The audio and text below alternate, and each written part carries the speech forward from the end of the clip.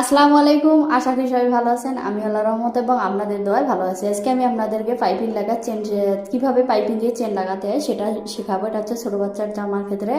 শুরুতে আমি জামাটা মাছ বরাবর কেটে নিয়েছি, তারপর এক্সট্রা একটা কাপড় দিয়ে পাইপিং দিয়েছি। এটা আপনারা ডাবল ভাজে পাইপিং দিতে পারেন, আবার কম করে দিতে পারেন।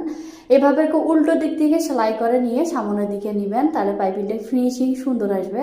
আপনারা মনোযোগ সহকারে দেখেন, তাহলে অবশ্যই বুঝতে পারবেন। এবং আমার ভিডিও দেখে যারা কিছু বুঝতে পারে না তারা অবশ্যই কমেন্ট করে জানাবেন। এবং যারা আমার পেজটাকে এখন ফলো করেনি তারা দ্রুত আমার পেজটাকে ফলো করবেন। এবং ইউটিউব থেকে যারা দেখছেন আমার পেজটাকে অবশ্যই, আমার চ্যানেলটাকে অবশ্যই সাবস্ক্রাইব করবেন। এভাবে করে পাইপিংটা বসিয়ে নিচ্ছি।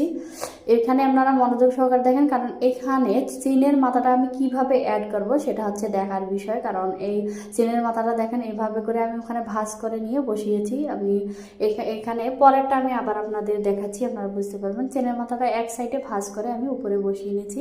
তারপরে চেনের মাথাটা একটা চাপ সেলাই দিয়ে নিচ্ছি এভাবে করে। দেখেন ঠিক পরের অংশটাও ওভাবে করে ভাঁজ করে নিয়ে বসিয়ে নিচ্ছি। আপনারা মনোযোগ সহকারে দেখেন, এভাবে করে সুন্দর করে সেলাই করে নেবেন। এটা সেলাইটা হলো না, তারপর আমি আবার সেলাই করে নিয়েছি। আপনাদের মাঝে আমি এই দেখাচ্ছি ফাইনাল লুকটা। তো আজকের মতো ভালো থাকবেন, সুস্থ থাকবেন। আল্লাহ হাফেজ, আসসালামু আলাইকুম।